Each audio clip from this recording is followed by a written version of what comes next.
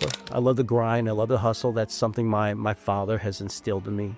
And I just grinded and hustled, and then eventually became my own owner of my own mortgage company, mortgage and title company. Those unwise decisions circled back on me and came back to haunt me. When I'm telling you, all of it was taken. My life turned into a locker box, and my whole life possessions were in that box. You were in, is it jail, prison? It was prison. They have one floor there that manages the whole facility, and it's only meant for a year or less because there's no yard, there's no outside. You don't see sunlight. Can't leave the building. Can't leave the building. There's no sunlight? There's no sunlight. It took them 73 days for them to investigate it, and they kept me in it's called the SHU, solitary confinement. That's where they put like all the Puerto Rican gang members come in, high profile people who can't be on the floor. They put me in there for 73 days in isolation. I read the Bible from back to front 12 times in those 73 days. That's how I spent my time. How cool is this? Greg Wallach, and listen, I thank that man every time I see him, came down to interview me in a federal prison and give me an opportunity. Yeah. Whatever it was, I've never really asked him. I would love to ask him that question. What was it, Joe? Was it, something else? He told me one time that he has a secret, and he says, this is a place of second chances. There it is. There it is. What you're doing at the level you're doing it, the people you're touching, the affecting, the seeds that you're sowing, right? Because it's all about legacy. I was ground zero. Yeah, I was ground zero, bro. I watch you. I track you. I'm like a proud dad, bro. It's so exciting to see what you're doing. Don't stop. Hey, what's going on, guys? We're going to do this one as a Sales Athlete podcast, and I am with my friend Renee Rodriguez. My first sales hire I ever got a chance to work with. And you've been in roofing now for like 9 or so years. And is it 10? Going year 10. November will be 10. November will be 10. And he's South Florida guy. We're in West Palm Beach right now. And this is amazing. I just want to lead with a little bit of the credibility so that people can stay connected. This year you'll have, let's just say, what has the last 12 months of sales been, or what are you going to do this year? Like 30, 35 million? I'm looking at 30 plus, so probably between 33 and 35. 30, and that'd have been your record here, right? Where and you partner at your platform that you sell with is Campany Roofing, who just acquired by Re-Roof Partners last year. Last year, yes. Last part of CFS and RPI. There's like 3 brands in it right now. There's 4. What's the 4th one? I don't know the 4th one, but there's 4. Like LOI 4th, or it's already in it? It's one in Georgia. Yeah, RPI. That's RPI. Yeah. I think there's another one in South Carolina. Okay. I think it's another branch of RPI. I could be wrong, but Could be. I'm not. But that's all recent, so the things are happening and changing, right? PE world, things are not the same, but yes. Anyway, but you're a soldier, bro. I just love you, man. So, and you also got to join us on our panel at Transform, which happened a couple months ago. That was awesome. That was amazing, dude, to see you, to share. So I just want to focus on you. We got about 45 minutes to just keen in on Renee. So, you're looking at a sales athlete right here, doing 30, 35 million a year. Last year you did like 28 or something. Year before you did like 23 or 24. Yep. So you just keep kind of growing each year. There's no miracles from the sky, a hurricane. That's why you did it. It's steady, right? Yeah, we're not storm chasers. Yeah. So just to kind of clear the record of what we got, you sell commercial and residential. Yep. A lot of high-end residential, and some like flat roofing, mostly re-roofing, or do you sell new construction? New construction, re-roof, big on the maintenance repair side as well. Yeah. I present myself as a full service roofer. Yep. So, the Campany has the ability to provide all those services A through Z. Yes, that's right.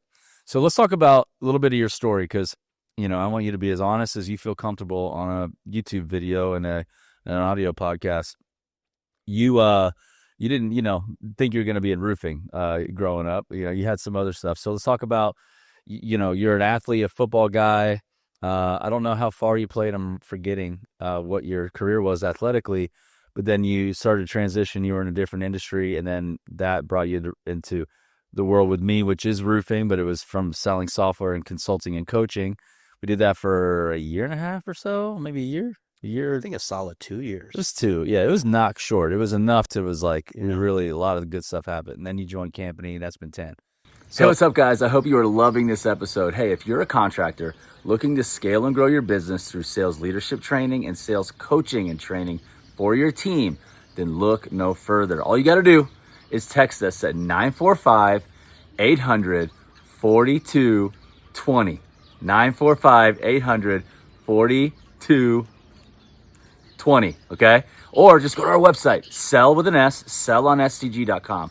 Again, if you're a contractor and you want to grow your sales leadership training skills, your sales coaching skills, and you want to grow and help your sales reps get better, we can help commercial companies. We help residential companies. No matter what trade you're in, you just want to transform your business, okay? Come to STG. We hope to see you there. Hey, now back to the episode. Tell us the story. Give us a kind of the background. So I've always been a sports guy. Love sports. Played football in all growing up. Actually, what position were you? I was a linebacker and running back. So, okay. Played both sides of the ball. Yeah. Went to a small Catholic school in Connecticut. And, my knees weren't the best in the world. But also I played golf as well. I don't know if you remember this part of the story. Yes, that's right. That's right. So played both. Coming senior year, had some good offers. My dad, who was more on the conservative side, wasn't happy with the football side. I've been carted off the field a couple times. Ooh, yeah. Yada, yada, yada. But I also was a pretty decent golfer. What's your dad's name again? Renee. Oh, okay. Yeah. So I was actually a decent golfer. Long story short, he convinced me. I took the golf route after high school, and I actually played for Central Connecticut on a golf scholarship. Oh, sick. Okay. So that's right. Being I'm a football guy, so my mentality, golf doesn't fit well. It's not a good blend, to say the least. So, did decent. And then my parents moved to Florida, and I was like, the capital of golf is Florida. So let me go down here and try to do this thing. I came down, played on the mini tours. And it was a very short career because I realized down here the boys could play. So I was a small fish in a big pond, and I drowned. And I said, you know what, I need to make a living.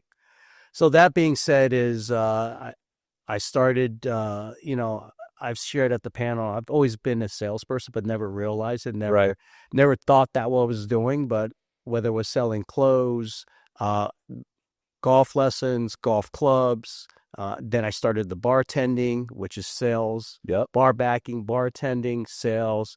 And long story short, just did that and then found my way into the mortgage world. And it was... when did you start that? Man, I would say probably 95, 96. So you did it for like a decade or more? Yes. I'm a hustler. I love the grind. I love the hustle. That's something my father has instilled in me. And I just grinded and hustled, and then eventually became my own owner of my own mortgage company, mortgage and title company. Pretty successful. Was part of the rocket as far as when the real estate boom. So, did very well there. And unfortunately, during that time, I had to make some wise decisions. And, those unwise decisions circled back on me and came back to haunt me, let's say. And then I had to spend some time away, as we call it, university. Ed calls it Penn State, State University. Penn State. And man, I could share with the audience, and we could share our faith there openly. Let's do it. Bring it. You don't put a lamp underneath the bed for a purpose and reason. That's when you have your faith in Christ, as I have my faith in Christ and my experiences. I put it up on top of the bedpost or the counter so everyone could see that light, and that's why I share that piece with my story. I don't voluntarily talk to anyone and say, hey, listen, I made some bad decisions. This is what happened to me, but I don't run away from the conversation because it's not who I am. It's what I went through. And it was actually turned out to be the hardest, most difficult time and experience of my life, but one of the greatest gifts that God has ever given me. It's hard to understand from a surface level, but, I was able to reestablish my faith and my connection with God. I was able to find my self-image and identity. Where was it behind those before? walls. Where was it before? I was caught into the things that dissipate quick, short-term stuff, material value of what you drive, what you wear, and don't get me wrong, I love all that stuff by all means, but it doesn't I don't identify with it, right? When it was all taken from you, And essentially, right? Like in so many ways. when I'm telling you all of it was taken. My life turned into a locker box, maybe it was probably about 5 by 3. And my whole life possessions were in that box. That's what I came in with, and that's what I came out with. So Stressing me out just thinking about that. I was like, I mean, I just felt like something occurred around me when you described that. and prior to that, AMG, Mercedes AMG, BMWs, motorcycles, $1 million houses, whatever it is, watches and all. You were also jacked. You were like 270. Yeah. Just huge. Yes. I was very big. I was very big. I actually went in on purpose big. Just make sure. Yeah, right. Yeah. I was protected. Don't mess with me, dog. Yeah. So all that being said was, when you have nothing and you're down to nothing but, let's call it that box, some tuna, whatever you want to call it, there's some soul searching going on. And I did a lot of that. And being back into my identity, I realized my true identity, which is in my relationship with Christ, cannot be taken away no matter where you're at, what you have or what you don't have. And, that experience, and at that time I was married, and I had a little boy who at that time was 7, Blaze. Dude, I gotta hear how Blaze is doing. Blaze is doing awesome, man. He really is. Real quick, how old's Blaze now? So Blaze is 19. Bro. Yeah, crazy. If you saw him, Is he huge? 6'3", 210. I mean, Get out, bro. Yeah. What's he doing? Well, he got a scholarship to play in lacrosse in Wingate, and they actually made it to the quarterfinals of an NCAA championship. Dang. Yeah, lost to Tampa, who eventually lost in the finals. And, he actually is persevering himself, tore his MCL, third game into the season. So he's been going through that. He's on rehab right now, decided to hit the transfer portal. And now he'll be attending Lynn, playing for Lynn. Oh, fun. He's going to be down here. He's going to be down here. So that's going to be dope. What year is he? Well, he's going to be a sophomore per grades, but he's going to be a freshman in lacrosse. So you're going to watch him like 4 years?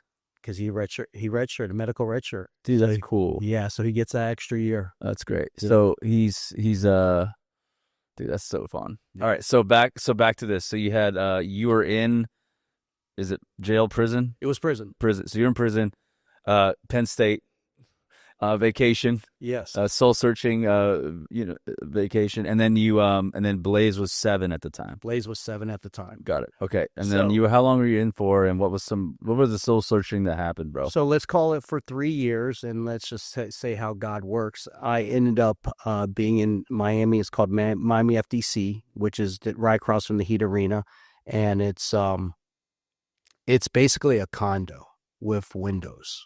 And I share that piece with you because it's not meant to do a certain amount of time. It's meant to be like a holdover facility, but they have one floor there that manages the whole facility. And it's only meant for a year or less because there's no yard, there's no outside. You don't see sunlight. Can't leave the building. You can't leave the building. There's no sunlight? There's no sunlight. It's in cage condo. So enduring, hard, difficult, absolutely. But the blessing behind it was my son was 45 minutes away. So he was able to come see you? I saw him every week. Every week? Every week. My dad, drove down, Ops. And in long story short, the marriage ended in there, it didn't work out. My dad picked up the pieces, kept on bringing Blaze down to see me, and we stayed connected as best as possible. But from there, God, I could tell you so many crazy stories. Uh, I was locked up in isolation for 73 days. So isolation is when they put you basically in a 5 by 8 room, and you get to go out 1 hour a day.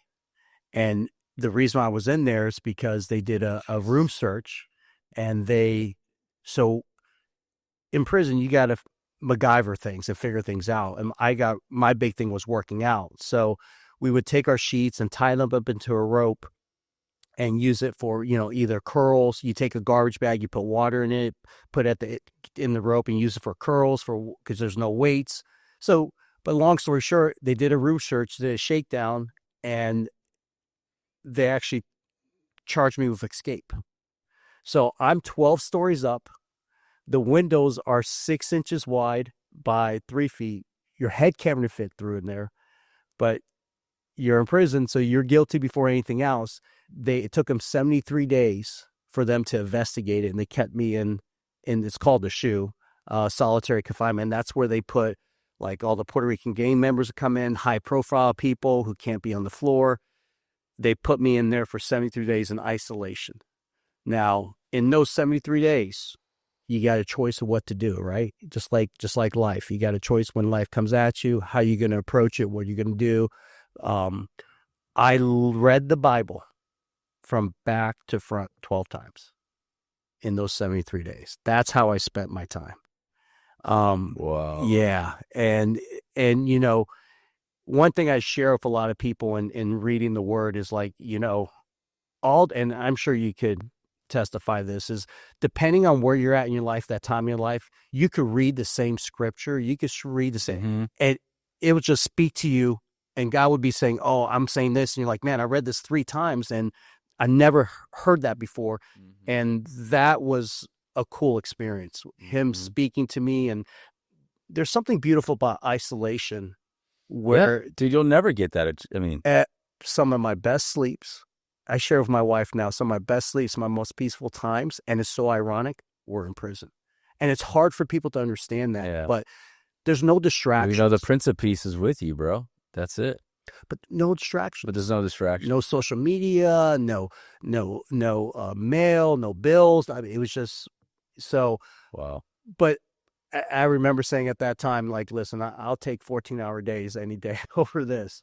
For sure. But, so went through it, endured it. Awesome. And then, just how God works. Prior to me being incarcerated, I got into coaching, and that's some of the things I did to survive, because I love coaching. I really do. I believe that's a gift and a mission that God has put me on, is to coach others and share and help build up and help grow, and especially the younger guys. And I'm not talking about like 10, 11 years old, which I love to do. I'm talking about like the 18 to 23s who are looking, where do I go? How do I do? And all the confusion, especially you get caught up in what people are saying today and yada, yada. So, I got into coaching. At that time, I became a soccer coach and a trainer. And one of my dads who is awesome is Joe O'Neill.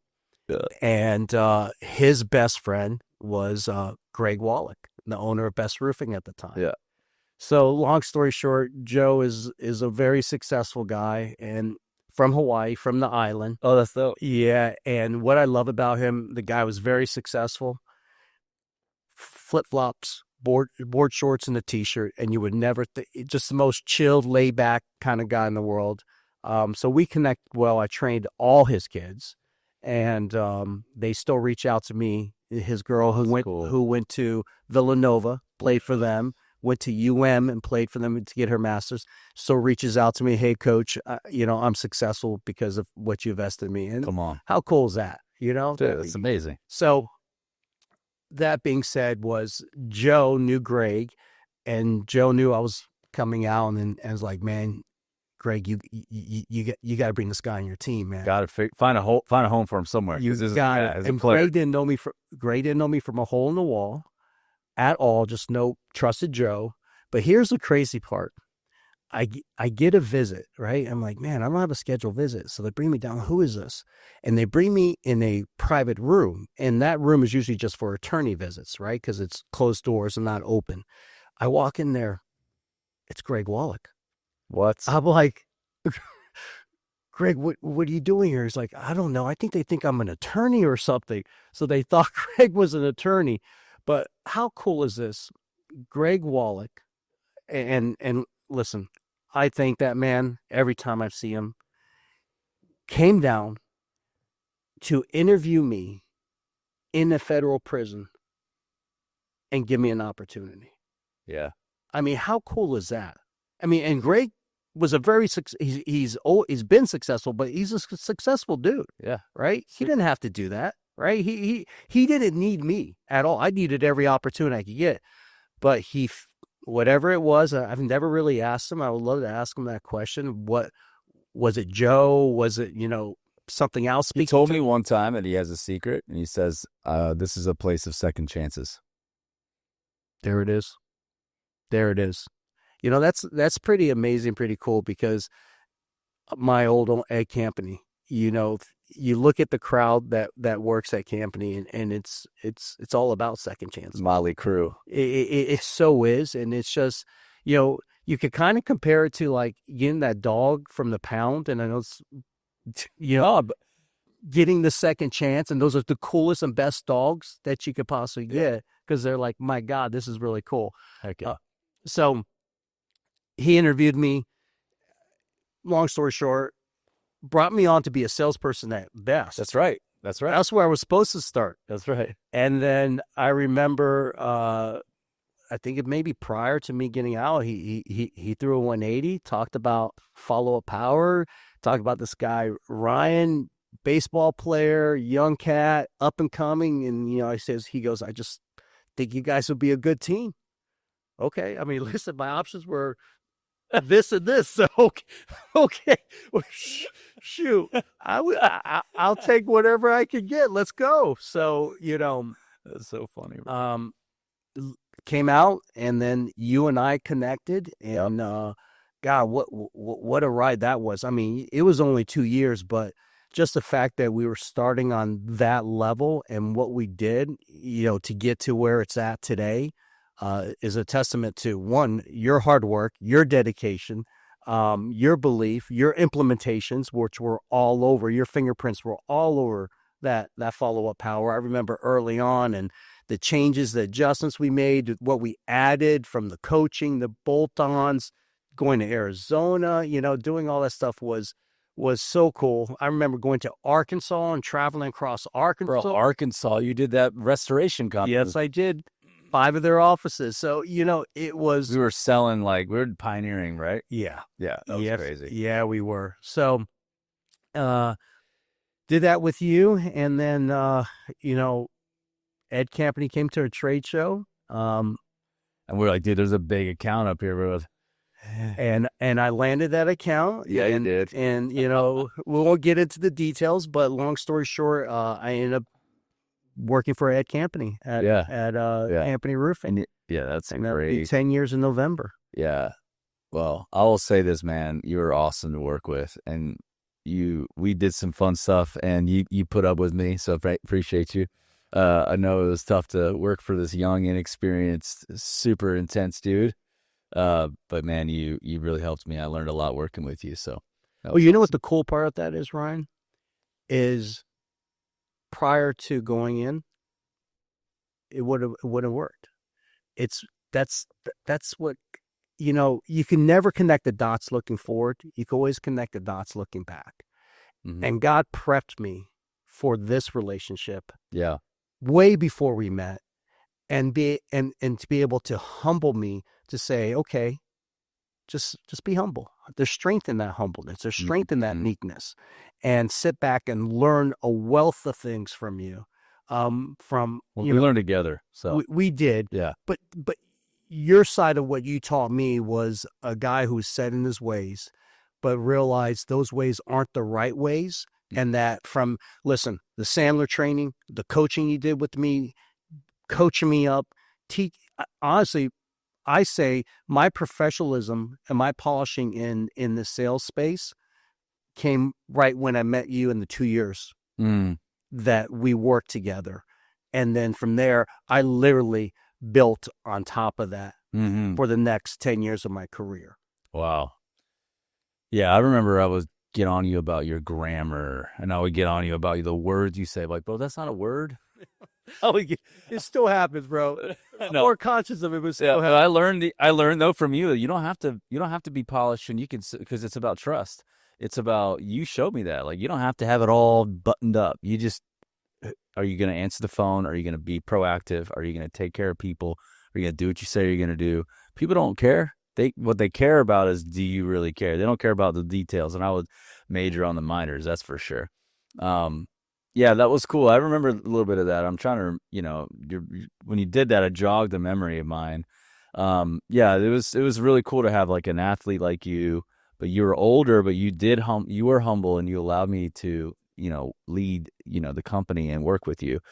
And that was really cool. And you were had strong opinions of things, and then I heard those things. And but yeah, I was able to cut my teeth and have you're my first like teammate, I think we had some admins and stuff, but like going to battle and doing stuff. I remember, man, we were selling coaching programs with CRM across the country from that little office. Yeah. Flying out, seeing them coming back. We were starting butt crack of dawn, leave at 5:30 or whatever. It was pretty wild. It was. Just selling like coaching, coming up with pricing. Just like what was. I remember we had our first 30K month of like, I remember I was like, whoa, bro, we had these little goals. And we're like, those are like 3K deals. So we're like 10 coaching clients, just the two of us, with just a shoestring marketing budget. Just, it was wild. Organic, man. Yeah, it was organic for sure. Yeah, it was so fun. Yeah, that was really wild. What were any little stories before we go into Campany? Your years here. Anything else you remember during those 2 years? Any formidable times? Any crazy stories that about us, or about what? I don't know. I just remember love coming to work. I just love coming to work, love the grind, love the hustle. I love watching you as a father, as a husband. Yeah. I mean, it it just it just confirmed I was where I needed to be around, and this is really important, around the right people. Man, I could tell you, that's probably one of the pitfalls that I share with my kids now. And the messages I send to them is, environment's everything. Environment is everything. And, some of the decisions that I make for my family and our kids is about their environment decisions. And never lower your standards, and don't apologize for your standards. That's a big one that I really put forth now in my life and principle. Someone most recently called me, you're a lone wolf. And I didn't realize until he said it, I am a lone wolf. And part of my time away was preparing me to know that to be a lone wolf, to me, the definition of that is you're comfortable in who you are. You're comfortable in your skin. You're comfortable being alone because you don't need to be surrounded or be part of anything to find value in it. It's good. And it's a true statement. I could work very well within a team, but not any team. I don't, there's something I share with my CEO and my president now, is like, high achievers don't like to work with low achievers, and low achievers don't like to work with high achievers. So if you really want to solidify culture, you got to keep your high achievers with your high achievers, and don't lower your standards. That's what solidifies culture in my life. And it's the same thing within my family. I say no to a lot of things within what my wife will ask me to do, or my kids will go, hey, how about this idea? And I say no. They're like, why? I'm like, because I can't or won't do the 1%. Like, I believe in 1%. There's 1% in everything you do, being the top 1%. If I can't be the top 1%, I'm not going to invest my time or energy into something. So a lot of no's happen based off of that principle. In being the 1%. Now, it could be roofing, it could be a chef, it could be the guy who cleans the toilets. When I see that, when we'll go to a restaurant and we'll see a 1% waiter or waitress, I'm like, hey, Blaze, you see that? He's like, yeah, that's a 1%. I said, exactly. Love that. It's a 1%. So, yeah. So, some of our days were cool. I know you had to make some extra phone calls to get me to travel and to get permission. Listen, all the hurdles. That's right. Yeah. Dude, I forgot about that. Yeah. All the hurdles were there and Yeah. obstacles to stop us, but based off your faith, your belief, your trust. Yeah. Because listen, you're new, first time having an employee, and Gray's like, hey, by the way, I'm gonna give you this one that you're gonna have to do a lot of extra steps. And listen, you hear the backstory, it raises any flags, and like, whoa, what? I remember he was like, hey, I got this. Oh, great. This is where he just came out of. And I'm like, thanks for believing in me. Yeah. All right, let's go. What choice do I have? I was like, I get a teammate. Woo! I get to work with somebody. Yeah. So it was extra hurdles to do what we need to do, but we did it, and we were successful. And it's just a testament to one thing I always say is when you're fighting God, you're going to lose every single time. Mm-hmm. And if you allow him to do his purpose and his plan and trust, which I openly say is not easy all the time. Not easy at all. Because that's what that enemy devil tries to play those tricks on you. Mm-hmm. But if you have your foundation and you understand your identity, you just put one foot in front of another and just keep going. Yeah, that's awesome, man. Love that. You and you've taken you worked out a good scenario with you and Ed, and he's been able to honor that for a long time. And you guys, and you allowed he allowed Campany to be a platform for you to go do what you do, and they do good work. He was a very operations focused guy. I remember they hired you to do what we were doing at the days of follow up, which is to train salespeople, Correct. to create a sales culture, to have accountability, to have technology. You went in there to sell that. So he was like, when the scenario happened and the circumstances made it where it made sense for you to go work for him, you had a leadership role, but then it's like you had to but you're also a sales guy, so you kind of been like player coach and producer. I don't really know the 10 years of what happened, but I just know that you've applied those, like God says it works everything out for good, right? And you've been through some hardships and some challenges, but you're now married. You might have had more kids since then. You have Phoenix, my little 7-year-old. Awesome. Phoenix. That's amazing. Is a boy? Girl named Phoenix. Okay. F-E-N-I-X. So my wife's Brazilian, so it's spelled Portuguese way. Oh, fun. There's a meaning to the name, right? The rise from the fall, right? The resurrection. Yeah. And that's why it was very appropriate to name her Phoenix. Awesome. As my second coming. Come on. Yeah, it was great, and, just share a little bit of backstory about Ed. I was hired to be vice president of sales. That's right. And I remember that.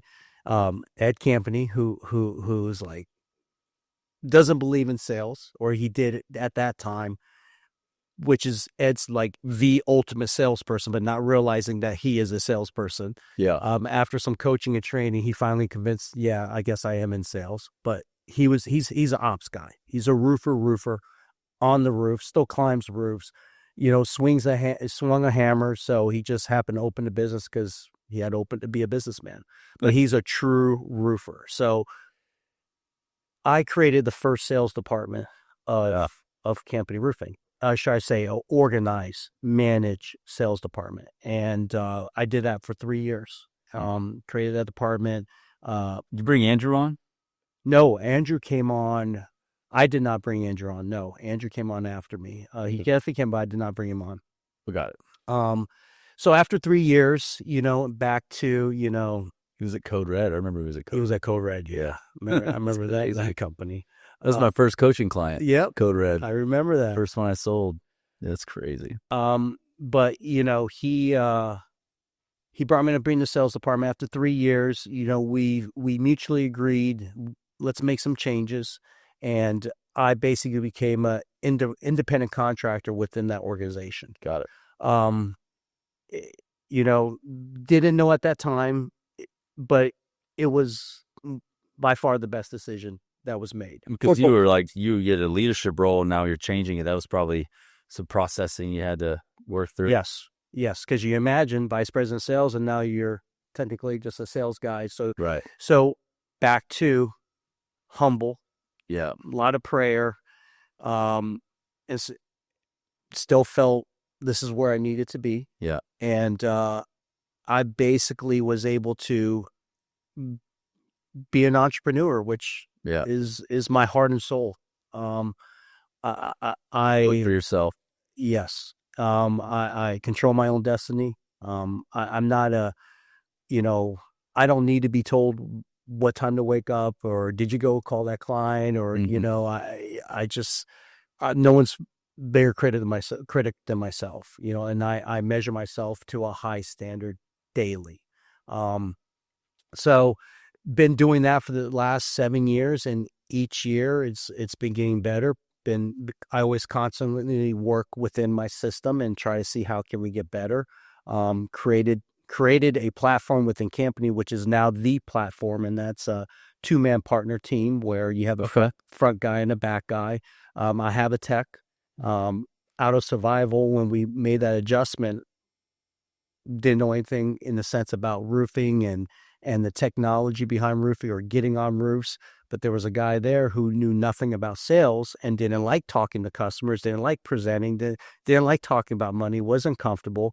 I was like, man, we could be a perfect team. And we partnered up. And I remember after 2 weeks, I got called into Ed's office. What's this thing you're doing with George?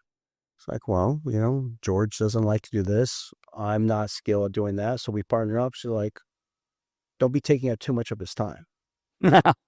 Okay. It's now. I'll try not to. It's now the template of Campany.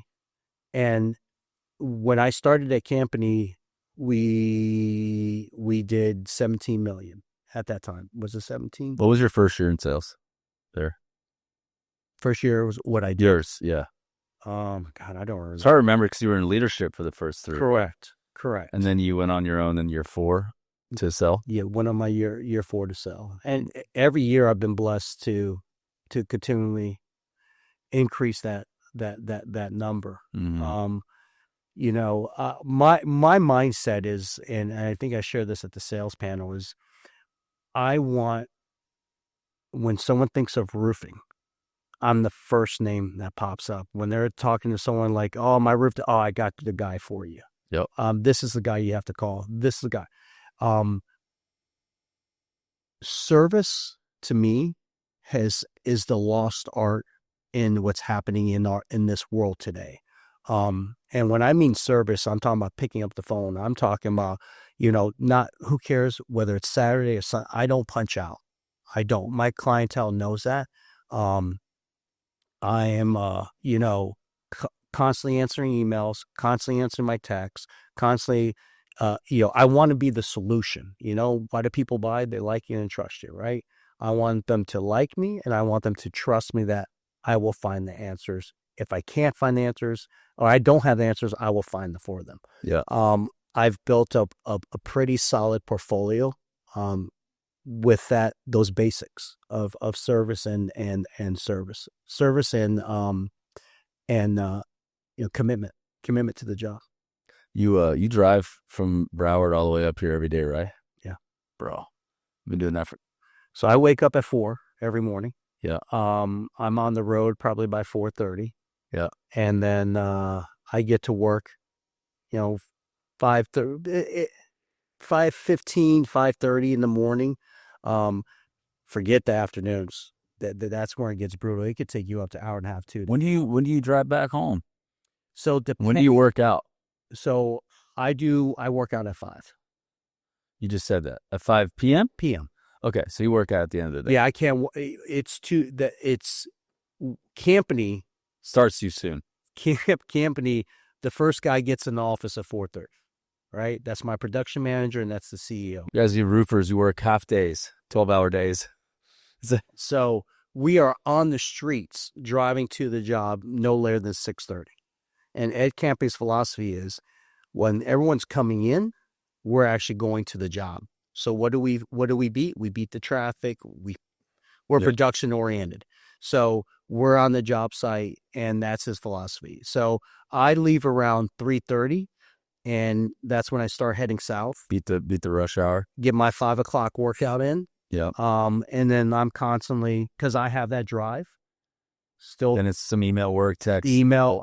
It's a great time to catch up on phone calls. So I'll have a list of calls I need to make driving home. Yeah. And then I'm probably a good hour and a half after I spend at home on catching up on emails or anything I need to do, setting myself up for success for the next day. And then you said plan tomorrow today kind of thing. All the time. You have to. You have to. Are you, I have a saying on my little keyboard, are you ahead of it? Are you in front of it? Are you ahead of it?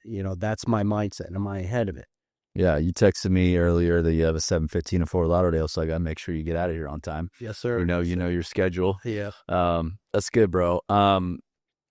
Yeah, so a couple of fun, quick ones. What's the biggest job you've ever sold so far? It was let's say the one I'm doing now. Really? Yeah. So it's roughly about 14 million, and it's 5 projects in one community. Is it a new build or no re-roof? Bro. Yeah. They're gonna do it all at the same time? They're not gonna do it all. I'm about to start the 5th one, June 9th. So I'm. Is it a bunch of different contracts, or is it one? It's one contract, phased out. 5 different communities. Bro, that's crazy. Yeah.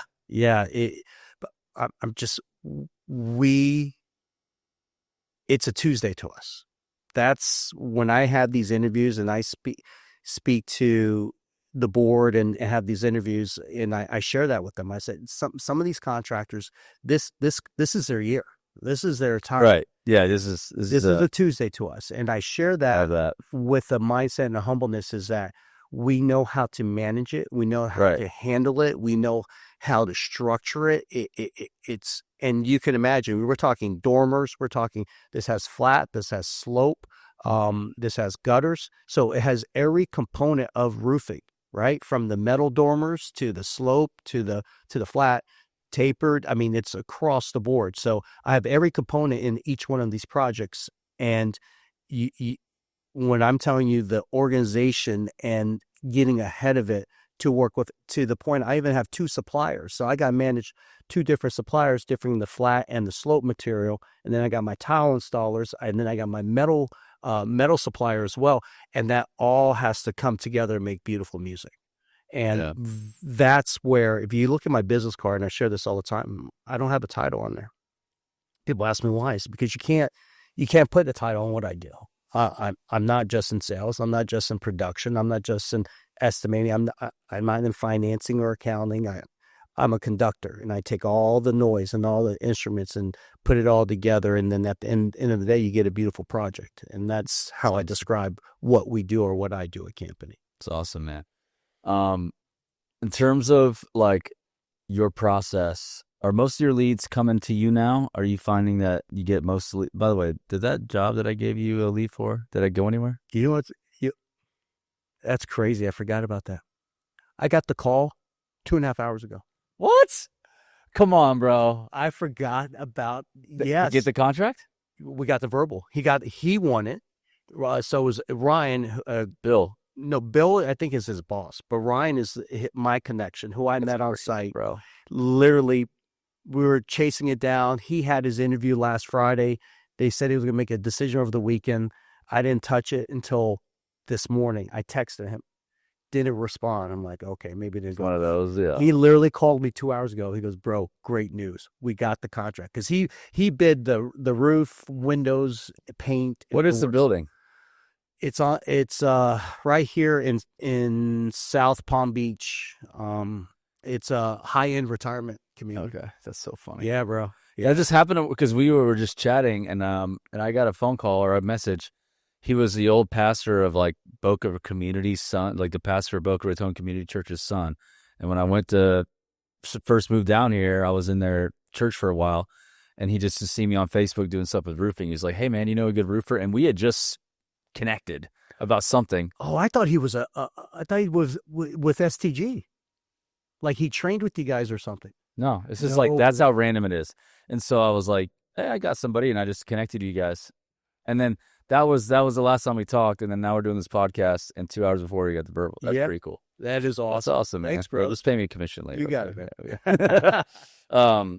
Sweet, dude. So we'll wrap up here, man. I'm just super happy for you and your family and what you're doing, man. It's so fun. Are you you still coaching at all? No. Well, I got my little one, right? She's coming up through the ranks. Yeah. So what's she doing? What doesn't she do? Yeah, she's a baller. She does capoeira. So I don't know what that is. Brazilian Jiu-Jitsu. Yeah, Brazilian Jiu-Jitsu. She's on the demo team, youngest one ever. She does her CrossFit training. She does speed and agility training. She does her gymnastics, dance and hip hop, and she'll do lacrosse season, soccer season. Heck yeah. Yeah. Wow, that's amazing. Busy. Is your wife driving around then, basically? Because that's a lot of driving. You know, my wife's an entrepreneur herself. That's right. She has 2 clinics.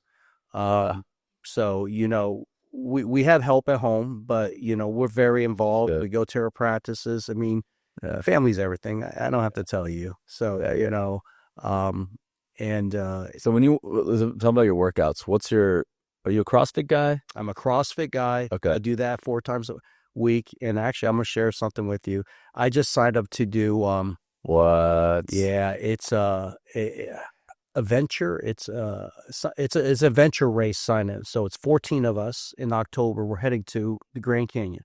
Wow, bro. Flying in.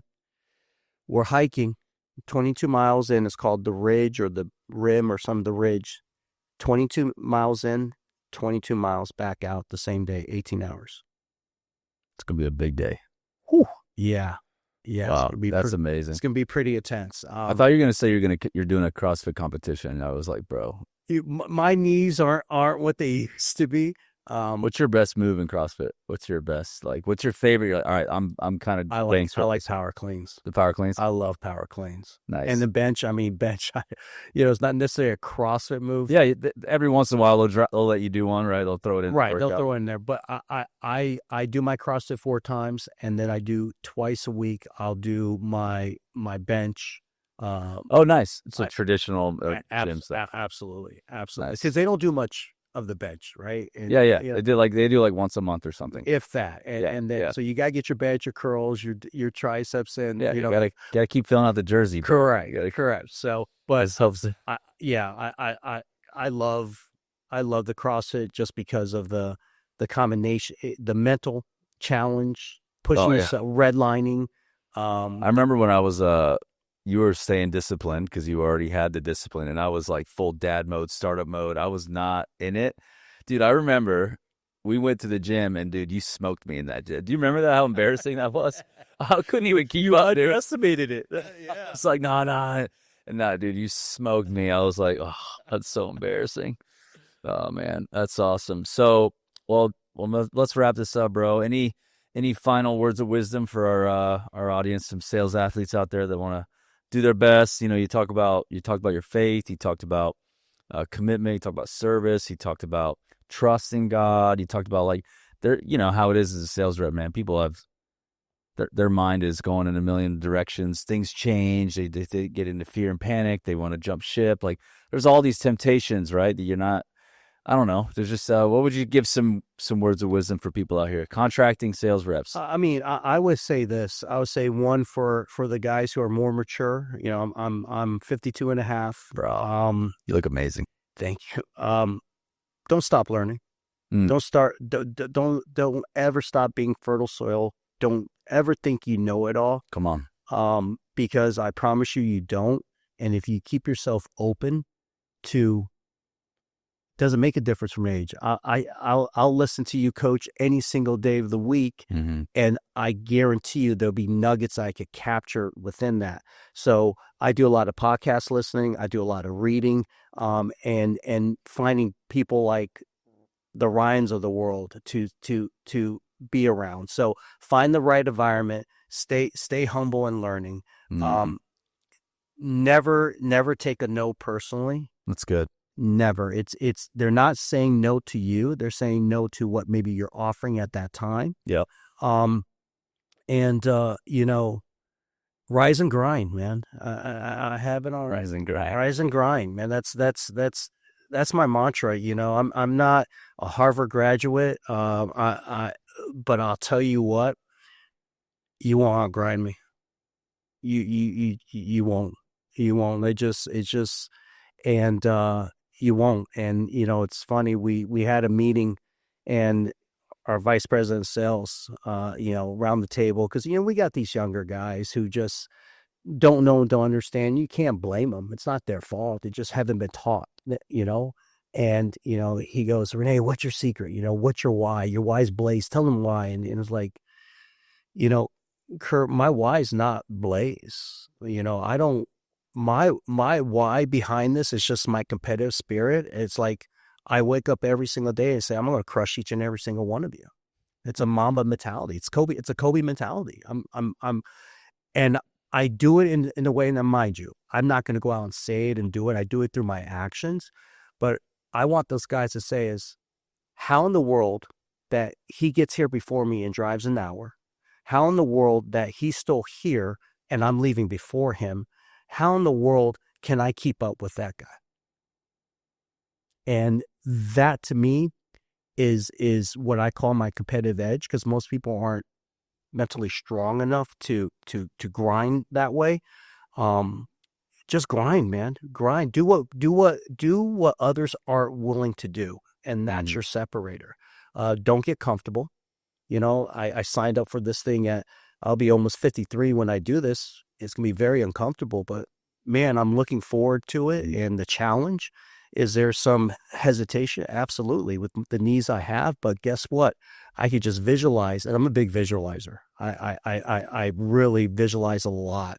I just imagine that the feeling euphoria after doing that and finishing, 44 miles. Like, wow, that's got to be a high, got to be a rush. Crazy. So, those are some of the things that I would share with guys out there. Just continue to grind, and, over time. And that's the other thing. We live in such a microwave society where instant gratification, like if it's not there, okay, I got to go find something else to do. Yeah. My career today started many years prior. And that's where I got today. Some of the most successful people that I know, I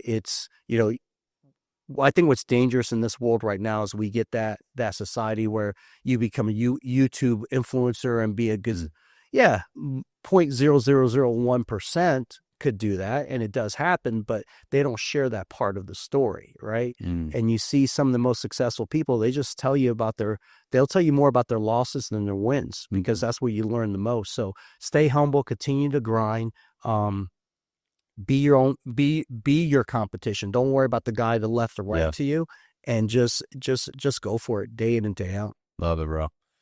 It's good to have you on here, man. Thanks for sharing your wisdom and your experience, your story, and man, bless you and your family, and keep going. Appreciate you, brother. All right. Hey, I said it to you when I saw you last time, bro.